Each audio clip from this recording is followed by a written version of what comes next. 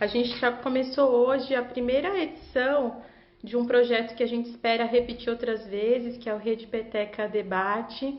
E a gente tem a intenção de fazer isso mais vezes no momento como que nós estamos vivendo, difícil para todo mundo, que a gente não pode estar junto, não pode se reunir. Então é a forma que a gente tem de se encontrar. O meu nome é Bruna Ribeiro, sou jornalista da Rede Peteca, chega de trabalho infantil. Trabalho na Rede Peteca desde 2016 e sou responsável por algumas das reportagens do nosso portal. E a Rede Peteca, para quem não conhece, é um projeto de comunicação especializado em trabalho infantil, um projeto de comunicação para o combate do trabalho infantil e promoção dos direitos de crianças e adolescentes. Então, nós temos o nosso site e nós realizamos outros tipos de projeto, como formação da rede de proteção, busca ativa, enfim. Se vocês acessarem chegadetrabalhoinfantil.org.br, vocês vão ter a oportunidade de conhecer um pouco mais. Então, eu quero convidar também quem ainda não curtiu a nossa página para curtir. Dá para enviar a nossa live como sugestão para os amigos pela setinha, para os amigos também poderem acompanhar. Hoje a gente decidiu fazer essa live em parceria com o Fórum Estadual de Prevenção e Erradicação do Trabalho Infantil e Proteção do Adolescente Trabalhador do Espírito Santo. Na verdade, foi uma ideia que surgiu do Fórum, o Fórum nos procurou para fazer essa parceria e fazer essa conversa, justamente para falar sobre o impacto do coronavírus em crianças e adolescentes em situação de vulnerabilidade. A gente já tem alguns dados que mostram. Bom, vamos lá, eu vou chamar primeiro, antes de fazer essa introdução, eu vou chamar a Suzane Schultz Ribeiro. Ela é juíza do trabalho do Estado do Espírito Santo. Suzane, você está online? Vou pedir para a Suzane... ela já enviou aqui a solicitação. Eu vou... Daqui a pouco eu acho que ela consegue acessar. Oi, Suzane, tudo bem? Oi, Bruna, tudo jóia? Tudo bem. Que legal, quero agradecer muito a sua presença. Estou super feliz com esse momento. Acho que faz um ano mais ou menos que a gente se conheceu aí no Espírito Santo, né?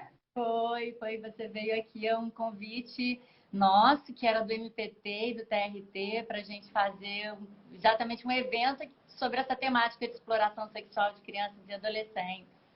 E o trabalho que está entre as formas de trabalho infantil, né? Entre as piores formas. Sim, foi isso mesmo. Foi muito legal. Então a gente está repetindo hoje essa parceria. E aí, como eu estava dizendo, Suzane, a gente, até por uma iniciativa do Fórum, a gente pensou em fazer esse bate-papo, porque quando começou essa crise toda do coronavírus, a gente ficou muito preocupado com o impacto que isso teria nas pessoas mais vulneráveis.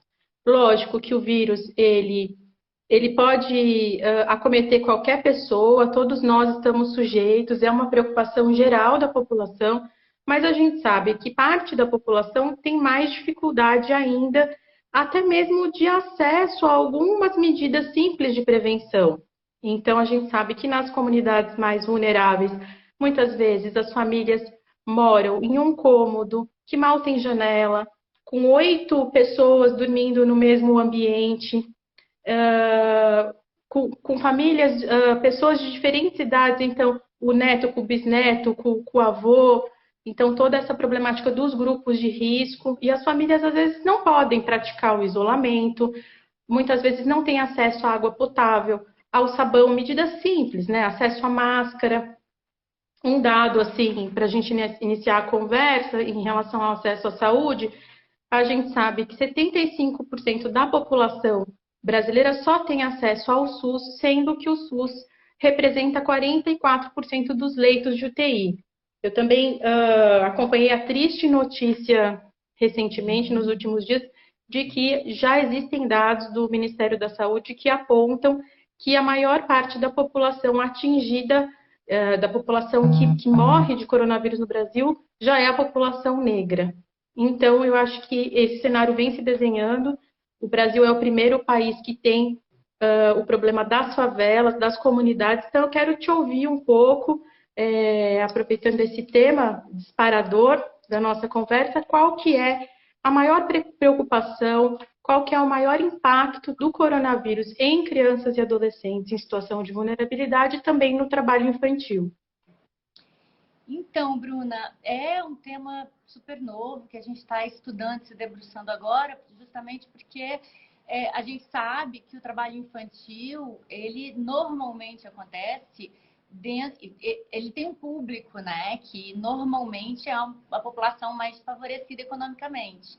Então, não necessariamente, porque a gente sabe que o trabalho infantil não é unicausal, mas, em regra, nós estamos tratando de crianças pobres, crianças em situação de vulnerabilidade.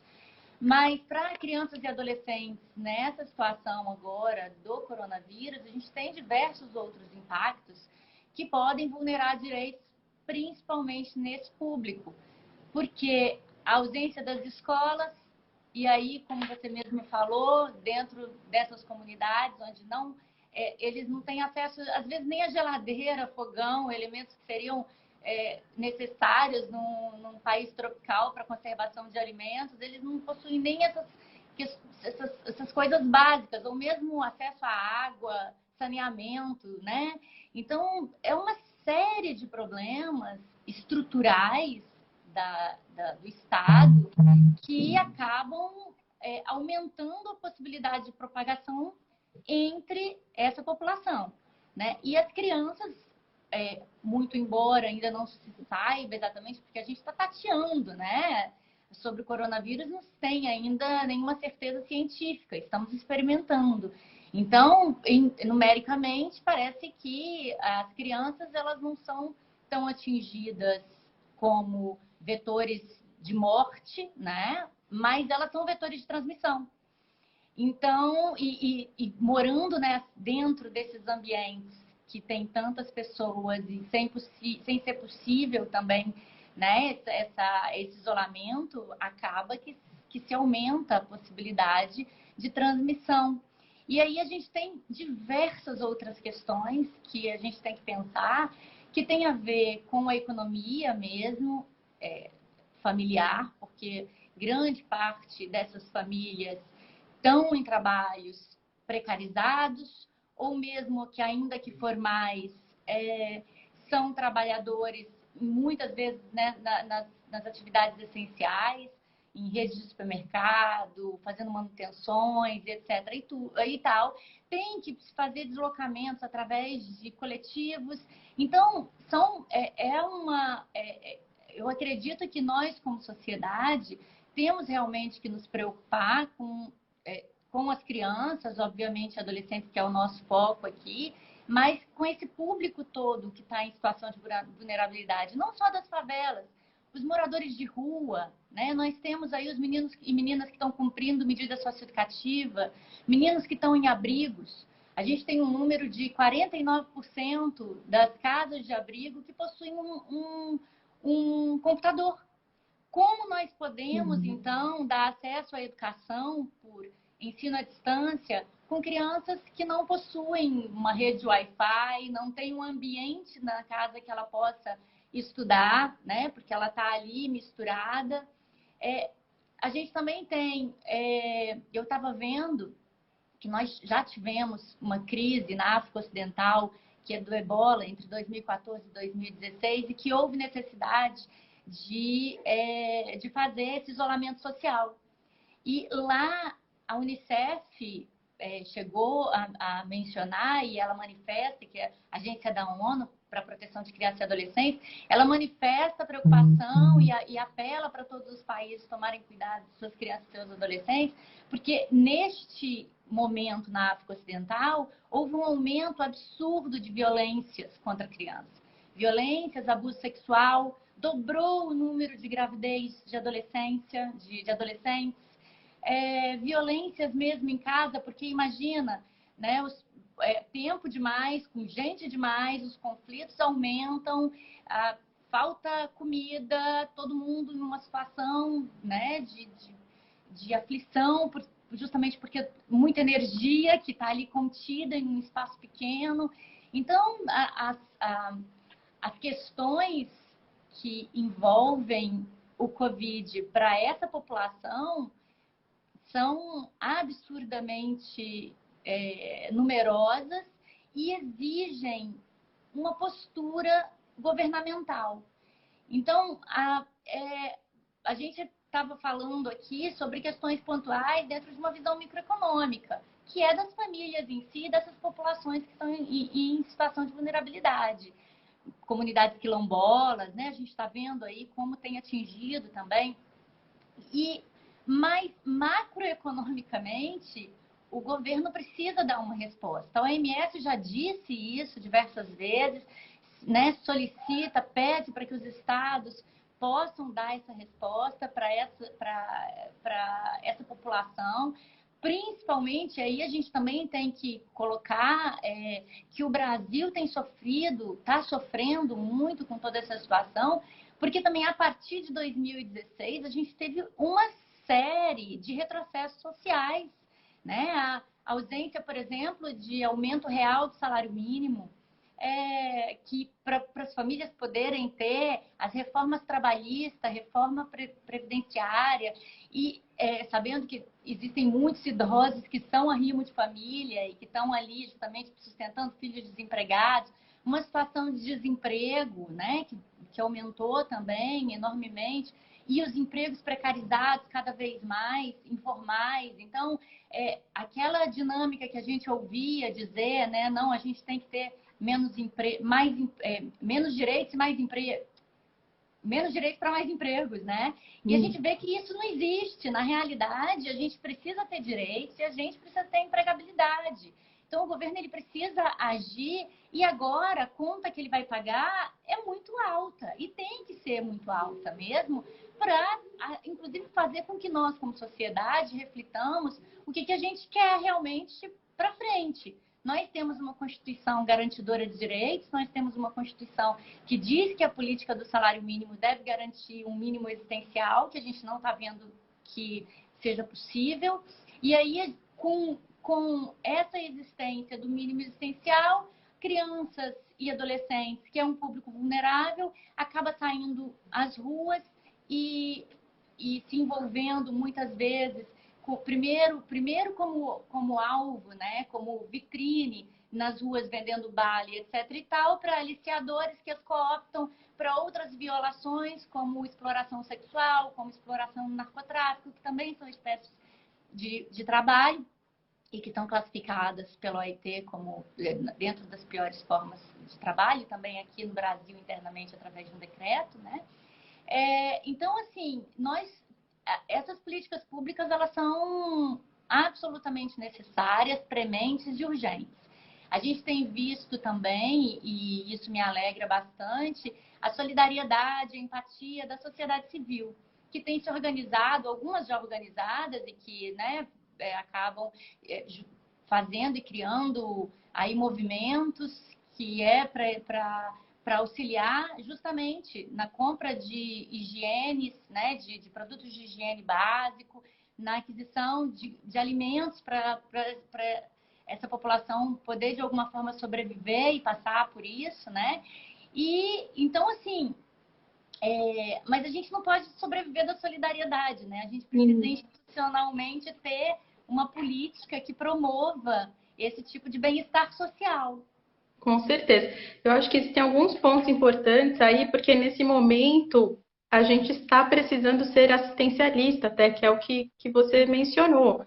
A pessoa não tem o que comer hoje, a gente vai aprovar uma renda mínima para essas pessoas, não dá para esperar. Essas pessoas precisam dessa assistência hoje. E eu acho que essa conversa revela muito um aspecto que a gente sempre menciona do trabalho infantil, que é a busca por uma solução intersetorial do problema. Que, até concordando com a sua fala, as famílias que estão em situação de trabalho infantil, as crianças das famílias que estão em situação de trabalho infantil, já foram violadas muitas vezes, já tiveram muitos outros direitos violados para chegarem àquela situação, e da mesma maneira, a partir do trabalho infantil, vão ter outros tantos direitos violados. Então, a criança que está trabalhando é porque a família muitas vezes não tem renda o suficiente, é uma criança que já não tem acesso à moradia digna, que não têm acesso à educação. A gente sabe que os índices de evasão escolar e de baixo rendimento aumentam com a criança que trabalha. Então, eu acho que é muito importante a gente manter essa perspectiva de uma busca intersetorial do problema. E aí eu queria te perguntar, a partir disso, o seguinte: como que a gente pode contornar hoje, num momento de crise, de calamidade, esses fatores de risco, principalmente no momento que a gente tem fechamento de instituições muito importantes de proteção das crianças e adolescentes. Eu estou apurando essa semana uma reportagem sobre exploração sexual e aí eu identifiquei, fiquei muito assustada que os SPVVs estão fechados.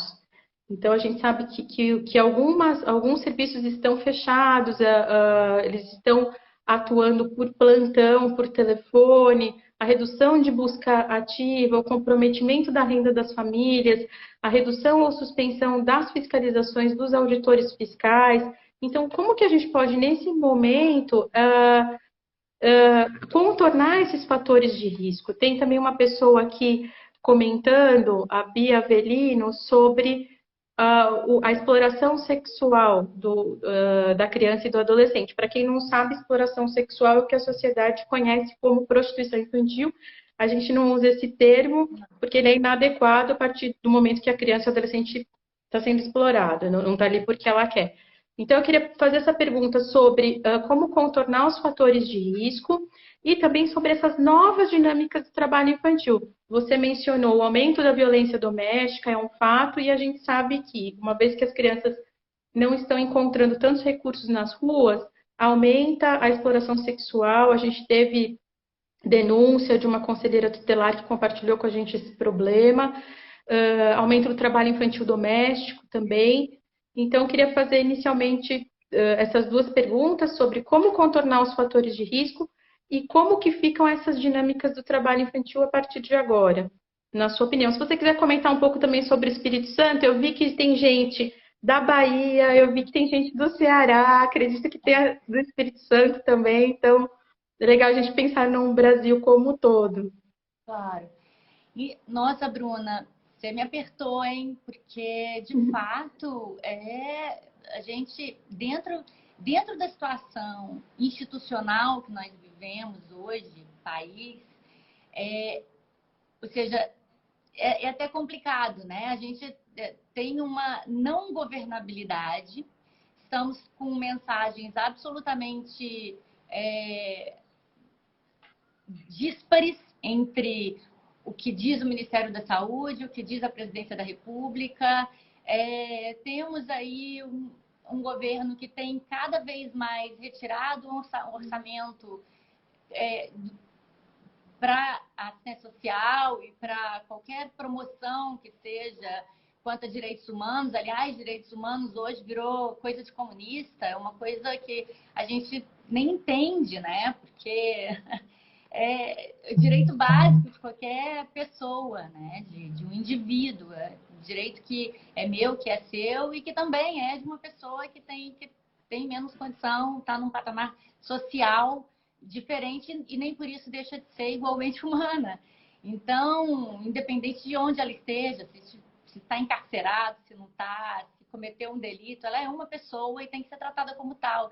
Então, só que hoje a gente está com muita dificuldade de debater isso, né, na sociedade de uma forma tranquila.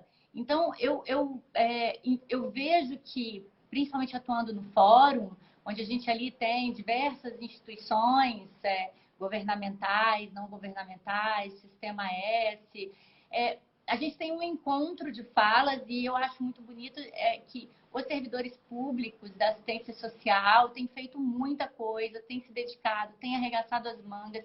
E eu acho que é isso, a gente tem que apostar no humano das pessoas e no humano que existe por trás das instituições.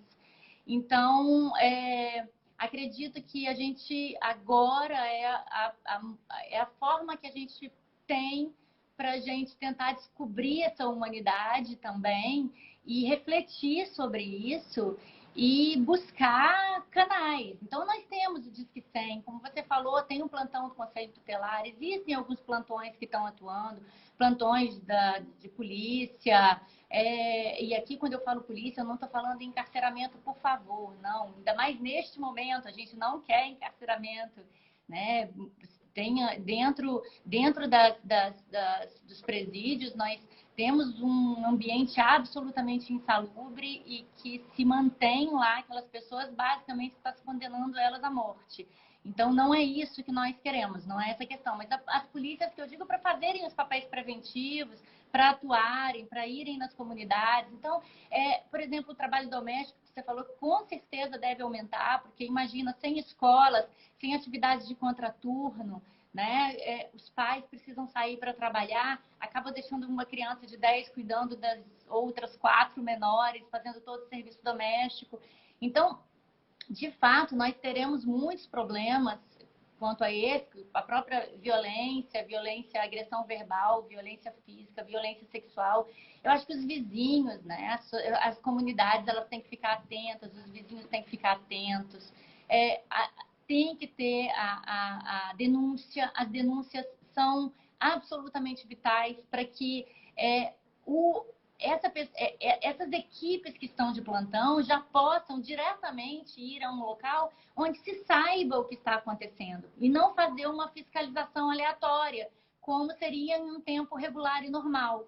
Então, nós precisamos muito da sociedade nesse momento para que a sociedade utilize os canais adequados. O Disque 100 é um canal que eu acho que é um canal bastante interessante, onde se faz denúncia de qualquer violação de direitos e eles fazem os encaminhamentos para os locais, né, necessários. Mas é bom também, de repente, se tem um conselho, o plantão do conselho tutelar, um telefone, buscar, né, na sua cidade qual é o telefone, como faz para denunciar nesses casos, junto a esses órgãos, né? Se tem um telefone específico. Eu acredito que as soluções agora são meio que caseiras, infelizmente. Elas estão bem improvisadas. Mas eu, sem querer ser poliana, assim, mas eu acredito no humano do humano, o humano que existe em nós. Então, eu tenho que acreditar, e vendo, atuando com os parceiros que a gente atua, a gente acredita mais ainda, sabe? Porque a gente vê como realmente eles se dedicam, estão a postos e se privam de muitas coisas para poder auxiliar. Com certeza, eu acho que a gente que trabalha nessa área, eu estou vendo aqui nos comentários, tem muita gente da rede de proteção, também registrar o pessoal do Jardim Ângela, que deu um oi, muita gente do Espírito Santo, de diversos municípios. Essas pessoas, eu também tenho a mesma impressão que você, já naturalmente, no dia a dia do trabalho, como a gente tem uma dificuldade muito grande de estrutura, de recurso, a rede de proteção, ela já trabalha por si. Muitas vezes não é o adequado, porque quando a gente fala em política pública não é isso que a gente imagina, mas o trabalho ele é muito pessoalizado. Ali do esforço do orientador socioeducativo, do assistente social, do conselheiro tutelar, que com os mínimos recursos busca desempenhar um bom papel. Então, eu acho que essa já era uma realidade nossa, infelizmente, de estruturas cada vez mais precarizadas, como você mencionou, por diversos cortes que nós tivemos também nos últimos anos na área social, mas é um momento também da gente poder se mobilizar e usar esse recurso humano que é muito rico. Então, sobre a denúncia também, tem o pessoal perguntando, a Suzane falou do Disque 100, também tem o aplicativo MPT Pardal, e o Proteja, que são aplicativos também, não é? Tem outros canais de denúncia que você gostaria de recomendar? Eu acho que esses, né, do MPT é muito interessante. O MPT tem a questão da matéria, da temática, né, que tem a ver com o trabalho infantil. Mas tem o Ministério Público Estadual para outras temáticas, como violências, né, sexual ou não, de cunho verbal ou física.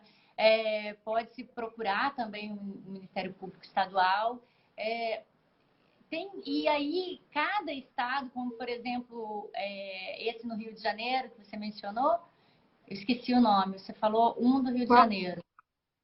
Os canais de denúncia? Dos canais de denúncia. O MPT Pardal e o Proteja. Ah, o Proteja, exatamente. Mas eles têm, eu baixei os aplicativos, porque tem aplicativos para baixar deles, e eles têm informações acerca do país inteiro. Quais seriam os canais, onde denunciar. Então, é bem interessante, sim. No nosso site também, chegadetrabalhoinfantil.org.br, a gente tem uma seção como ajudar, e aí tem o processo de quais são as ferramentas para denúncia. Então, também é muito importante essa convocação da sociedade civil para a gente se engajar na luta contra o trabalho infantil, ainda mais continuarmos, né, nesse momento juntos e articulados. Então, assim, também quero aproveitar para convidar o pessoal para curtir a nossa página no Instagram.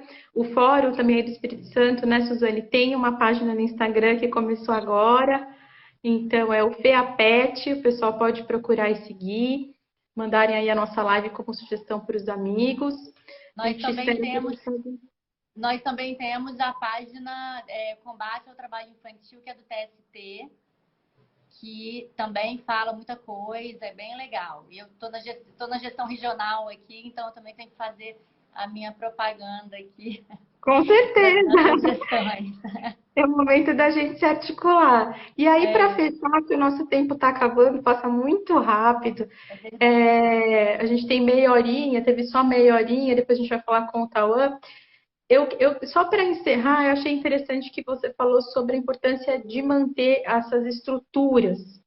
Então, eu sei também que você é super engajada no tema da aprendizagem, a lei do aprendiz, que é uma forma de trabalho protegido para adolescentes a partir de 14 anos.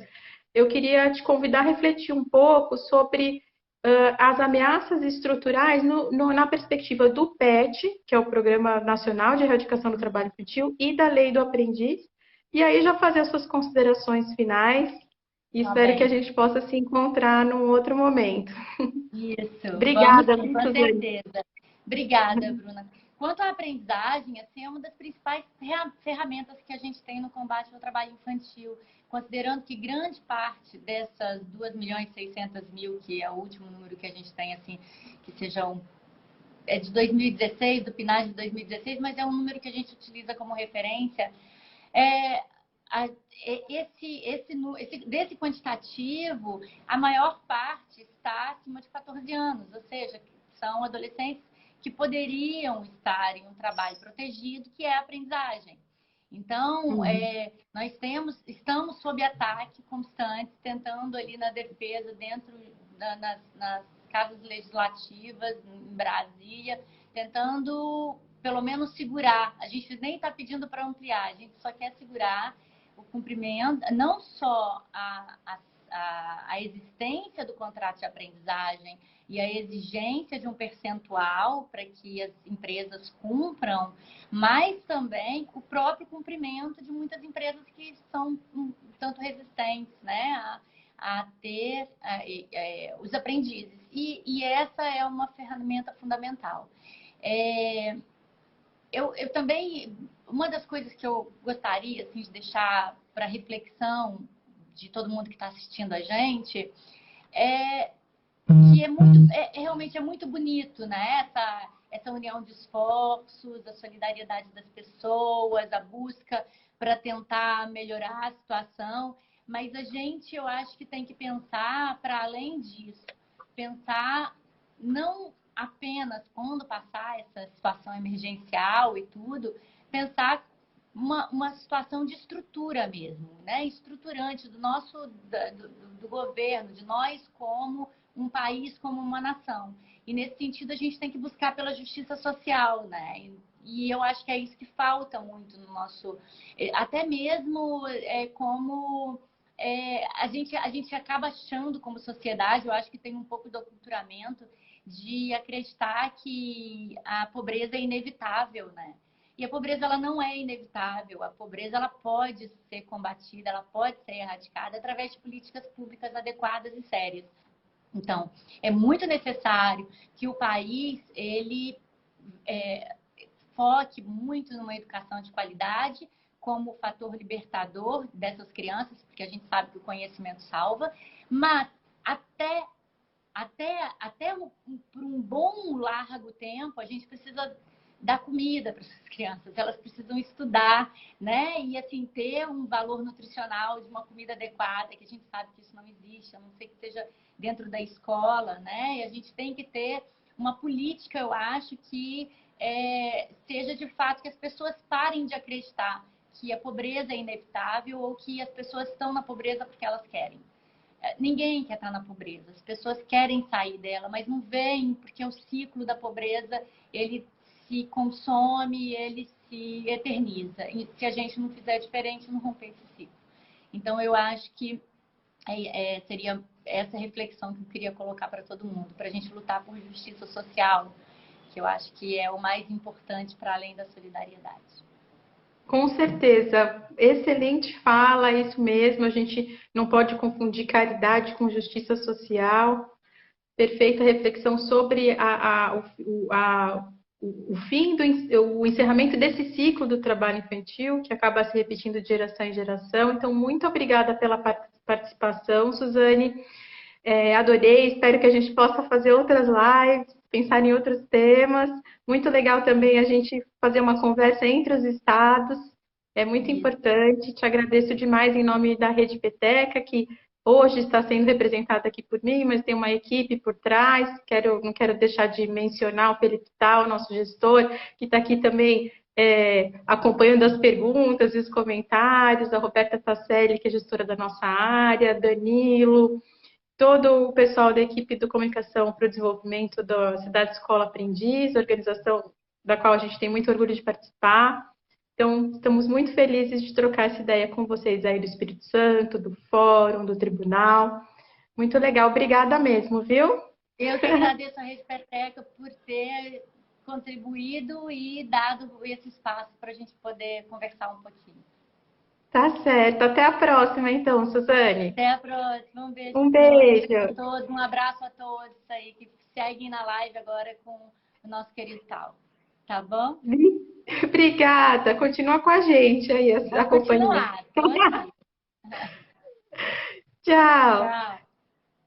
Bom, para quem entrou agora, só para contextualizar um pouco, nós somos a Rede Peteca, Chega de Trabalho Infantil, que é um projeto para a erradicação do trabalho infantil e promoção dos direitos de crianças e adolescentes. Somos um projeto de comunicação da Associação Cidade Escola Aprendiz, uma organização aqui de São Paulo, e a convite até do Fórum Estadual de Prevenção e Erradicação do Trabalho Infantil e Proteção do Adolescente Trabalhador do Espírito Santo, nós estamos promovendo hoje essa primeira live, na intenção até de fazer mais vezes daqui para frente, com especialistas e com convidados e tudo mais.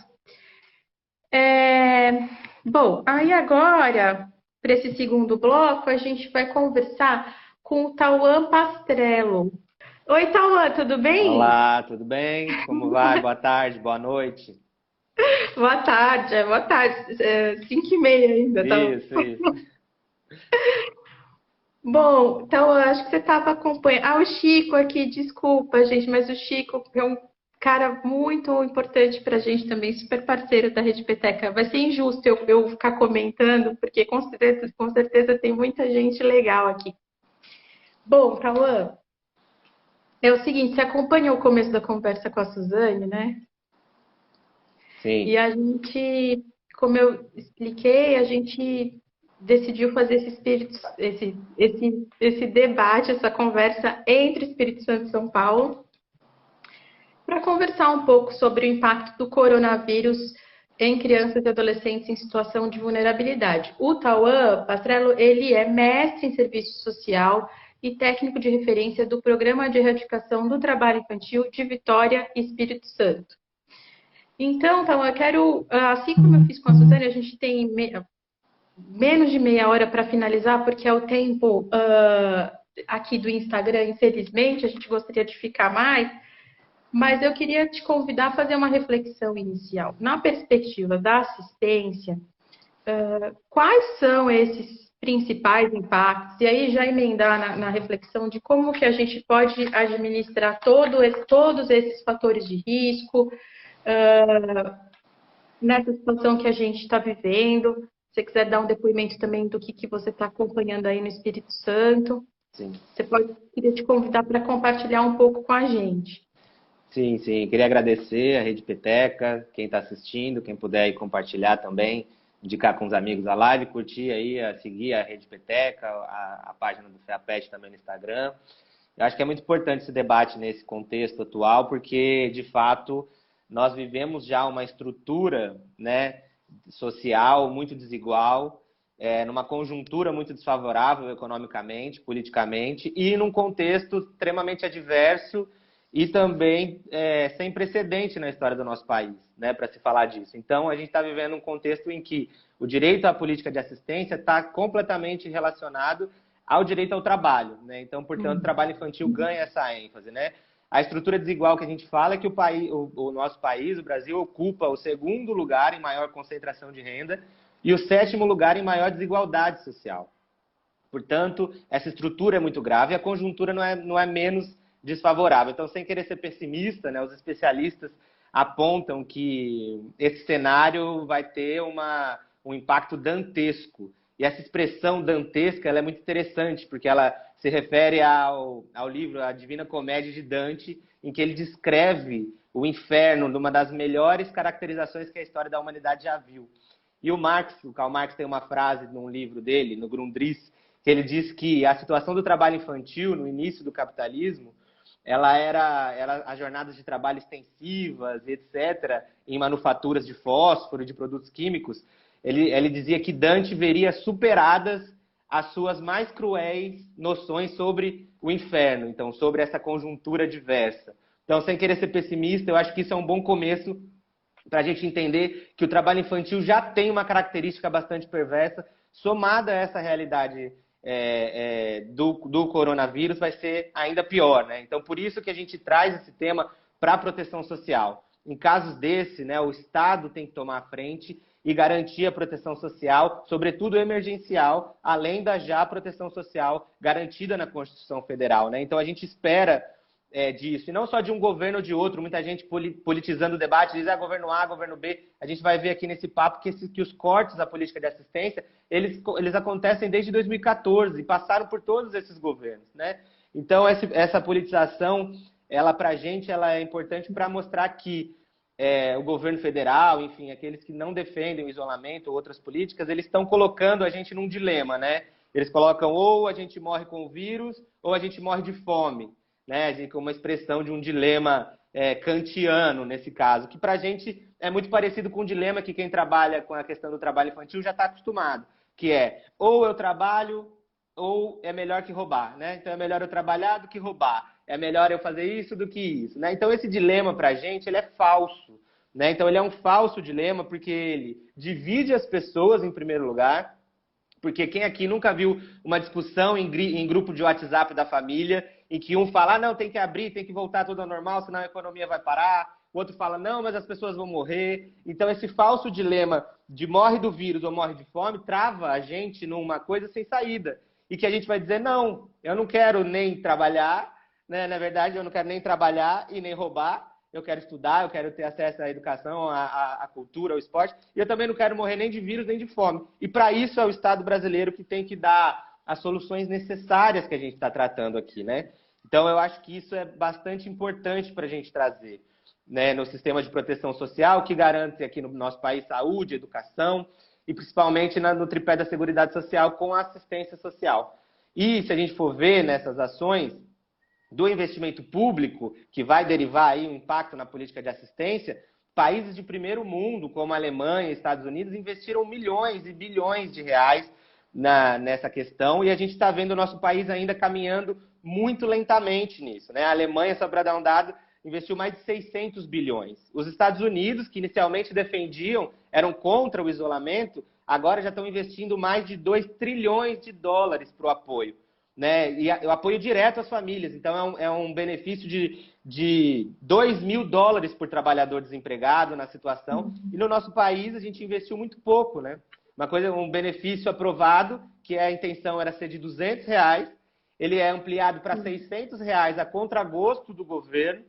e ainda não quer dizer nada perto do que foi disponibilizado para os bancos, né? Então, o país disponibilizou mais de 1 trilhão de reais para apoio aos bancos. E isso faz com que a gente tenha uma ausência de políticas sociais que possam mitigar os impactos do coronavírus, né? Então, a gente não tem, ao contrário, a gente não tem uma política de complementação salarial, a gente não tem uma política que impede despejos da maioria que mora em aluguéis, a gente não tem distribuição de gás, de cozinha, de conteúdos básicos para a gente fazer isso. Você estava citando a questão do saneamento básico. 51% da população brasileira não tem saneamento básico, né? Então, como que a gente vai lavar a mão? Como que a gente vai conseguir fazer isolamento dos idosos que moram com crianças e adolescentes num contexto desse, né? Então, é bastante grave. Né? Exatamente. Para quem que a gente está recomendando isso? Até no recapitulando, a gente falou no início da conversa sobre os índices, que nos Estados Unidos esses índices saíram antes e essa semana saíram no Brasil também dados do Ministério da Saúde, que os negros já são os que mais morrem por coronavírus. Eu queria te perguntar, Tauan, na perspectiva da assistência, o que você acha sobre o fechamento dos serviços por esse atendimento de plantão? O que você acha? CCA, Conselho Tutelar, CRAS, fechar as portas desse serviço, queria saber a sua opinião. E aí também sobre essa problemática do orçamento, queria que você aprofundasse um pouco. Eu sinto que a gente esbarra muito nesse impasse do orçamento, que é o que você falou até sobre os mitos do trabalho infantil. É melhor trabalhar do que roubar. É melhor trabalhar do que ficar na rua, quando na verdade não seria nenhuma das duas opções. O direito garantido até pela Constituição é o direito ao estudo, à brincadeira, enfim. Mas voltando à pergunta, eu quero saber qual é a sua opinião sobre o fechamento dos serviços e uma reflexão um pouco mais real sobre o problema do orçamento. Teria como a gente ter uma resposta mais clara? Até o Felipe Tal aqui... Meu gestor está me lembrando no WhatsApp que a gente mandou uma pergunta essa semana para o Ministério, né, sobre os recursos do AEPET.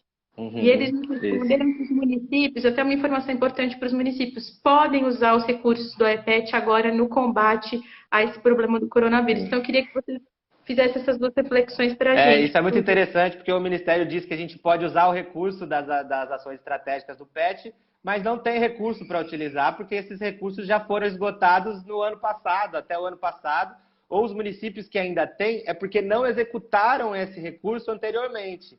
Então, a gente tem uma complexa relação com o orçamento nesse sentido, porque desde 2014, a crise de 2008 já teve um impacto no orçamento, mas a partir de 2014, por exemplo, a PSE, né, Proteção Social Especial, de alta e média complexidade, que atendem prioritariamente os casos de trabalho infantil, ela teve um corte só em 2014 de 53%.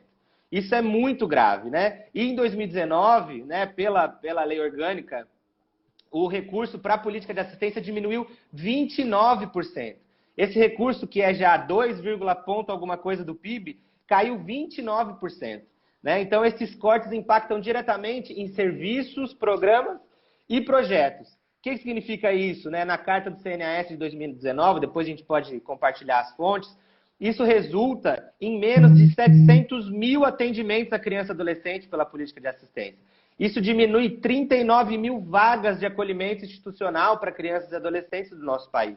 Né? Então, esses dados eles são muito importantes porque, como você estava falando até anteriormente, isso vai fazer com que tenha um impacto no governo federal de volta ao assistencialismo. Então, a gente vê, né, eu acho que é importante a gente incentivar as doações, é óbvio, mas institucionalmente o governo federal vai à rua dizendo que é necessário que as organizações da sociedade civil garantam o que é constitucional, que é a segurança alimentar, né? É constitucional o direito à segurança alimentar. E isso o trabalho infantil ganha uma centralidade.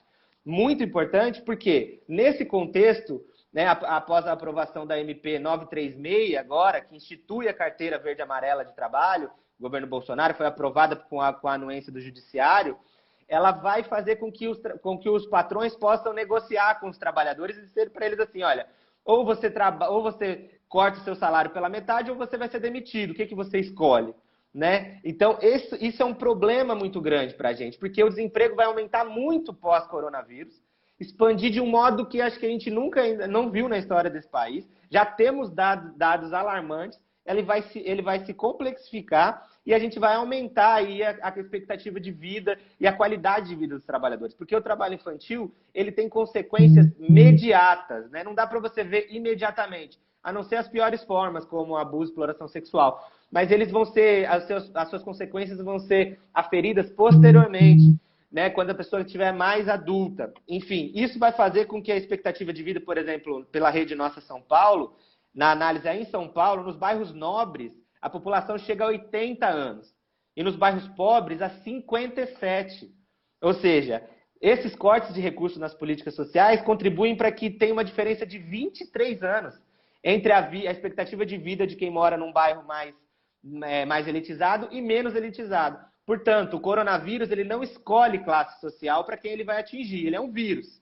Mas, sem dúvida nenhuma, a maior letalidade desse vírus vai acontecer naqueles mais pobres e naquelas famílias cujas crianças e adolescentes estão em situação de trabalho infantil. E a gente ainda não tem dimensão do que vai ser isso quando realmente o vírus chegar nas comunidades, de fato. Exatamente. A gente não sabe como que vai ser. É muito triste. Eu tenho visto algumas iniciativas da sociedade civil, a Central Única das Favelas tem feito também uma campanha, até eles fizeram aquele vídeo com os sambistas, tenho visto, tem lives de artistas incentivando a doação, porque realmente eu acho que a sociedade está se sentindo muito mobilizada, como você falou, infelizmente, ao assistencialismo, que é o que a gente tem. Então, eu queria te perguntar, a gente tem 10 minutos só para fechar, então se a gente pudesse encerrar uma fala em 5 minutos para já se despedir do pessoal, que senão vão cortar a gente. Sim. E a gente vai ficar aqui falando sozinho. Uma reflexão assim, quais recursos, tecnologias e políticas poderiam ser explorados agora? São campanhas de comunicação, divulgação de vaga de emprego, mutirão, nessa perspectiva da assistência, o que a gente poderia fazer de prático? E também eu queria te pedir para comentar sobre a inscrição no CAD único. Eu fiquei muito preocupada pensando como que essas famílias vão se inscrever, se os municípios vão poder fazer algum tipo de campanha, eu não sei, eu estava conversando com uma fonte, colocar numa praça, sei lá, nas comunidades, funcionários da prefeitura com computadores, porque como que vai se dar o acesso a esse recurso de R$600? Como que, de forma prática, os municípios podem se mobilizar para facilitar que essa população consiga realizar o cadastro no CAD único? Sim, sim. Eu acho que eu até esqueci de responder outra pergunta do funcionamento do serviço também. Vou aproveitar e tentar responder tudo junto. Então, e também falar dos canais de denúncia aí para dar um fechamento especial. Eu acho que é muito importante a gente trabalhar isso, porque essa questão do cadastro único, ela é muito importante para a questão do benefício, não só, mas para o acompanhamento sistemático da política de assistência. Portanto, tanto a saúde quanto a assistência deve ter garantido pelo Executivo Municipal, enfim, com recursos federais e estaduais, o seu funcionamento, né? Então, a gente não pode admitir que a gente diminua a capacidade de atendimento. Pelo contrário, nesse momento a gente tem que aumentar a capacidade de atendimento. Os serviços de convivência e fortalecimento de vínculos, a rede pública e privada de educação, elas estão paradas nesse momento pela razão da aglomeração. Mas esses outros trabalhadores, eles devem sim ser colocados em regime de teletrabalho e também em rodízios para o trabalho presencial. É óbvio que as visitas domiciliares vão diminuir, etc. Mas o atendimento e esse cadastro é extremamente necessário. Os dados, por exemplo, de abuso e exploração sexual, que a gente acredita que seja um ponto-chave do aumento nesse processo, ele vai ser ainda mais alarmante quando a gente voltar após essa pandemia, né? Então, a gente tem 70% daquilo que a gente chama de estupro, de modo geral, pelo IPEA, 70% ocorre com crianças e adolescentes. Da maioria, mulheres. 24% mais de 50%, na verdade, 24% pais ou padrastros, 32% por conhecidos, ou seja, mais de 50% dos casos por conhecidos.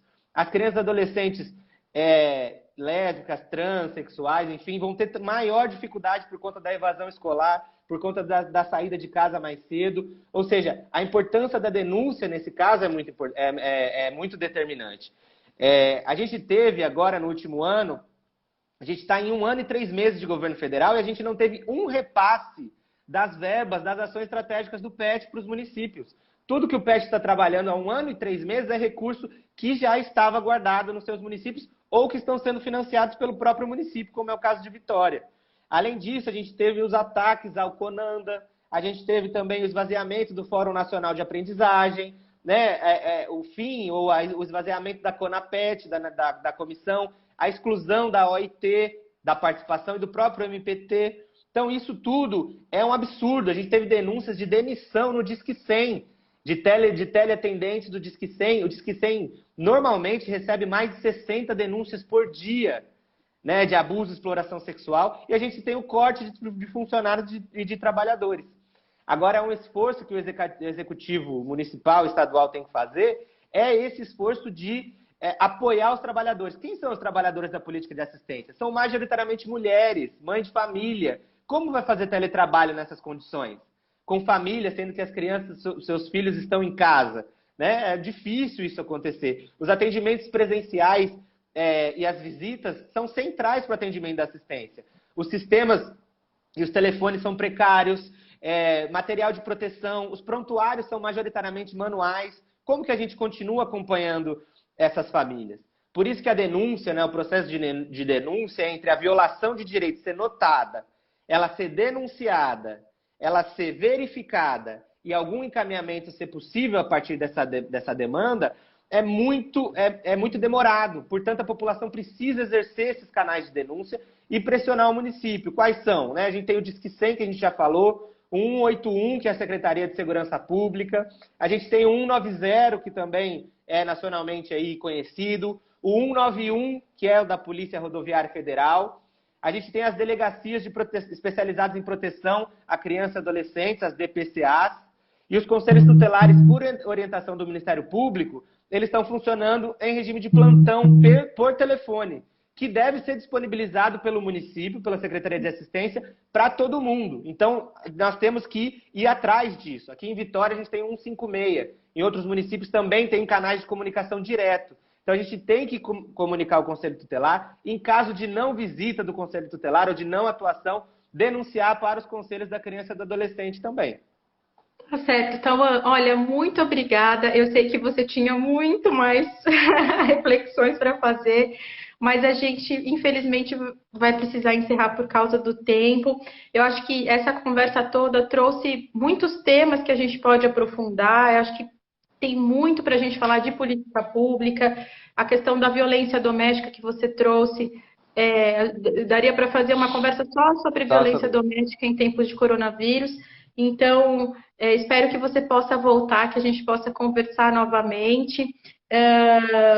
Eu também quero registrar que a Secretaria de Direitos Humanos de São Paulo também está presente, mandou um alô para a gente. A Mauri, que trabalha com a gente num projeto. Enfim, vários amigos queridos aqui, Felipe Moraes, Alice, Lucas, Marcão, enfim, um monte de gente que também está presente.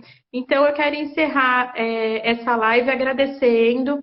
Eu acho que num momento de muita tristeza, eu acho que de muitas dificuldades, que na verdade a nossa área já sofre com isso sempre, mas que está potencializado nessa crise, a gente precisa se unir, meio clichê o que eu estou falando, mas é verdade. Eu quero agradecer à Rede Peteca Chega de Trabalho Infantil, aos meus colegas, meus amigos, meus parceiros de todos os dias, a Roberta, o Felipe, o Danilo, a Mauri, toda a equipe da Comunicação para o Desenvolvimento. Quero agradecer a direção da Cidade Escola Aprendiz, que incentiva muito, o nosso projeto é muito importante. Também deixar um beijo para todo mundo que já foi do PETEC, que sempre vai ser. Tauan, muito obrigada, viu? E agradecer e deixar um beijo aí para o Espírito Santo. Eu agradeço, obrigado. E lembrar, força para os trabalhadores da política de assistência, saúde. Eles são maratonistas, né? Agora, quando a gente voltar, a gente vai precisar ainda mais exercitar esse espírito maratonista. Não adianta a gente correr com pressa, a gente precisa ter tempo, resistência para garantir o direito das crianças e adolescentes. Muito obrigado. Com certeza, gente. Obrigada por terem participado. Foi muito especial para a gente. Mais momentos que tiveram 90, mais de 80 pessoas aqui. Obrigada mesmo. A gente tem admiração enorme aí por toda a galera da rede de proteção. Tá bom? Um beijo, gente. Tchau, tchau. Obrigada. Obrigado. Até a próxima.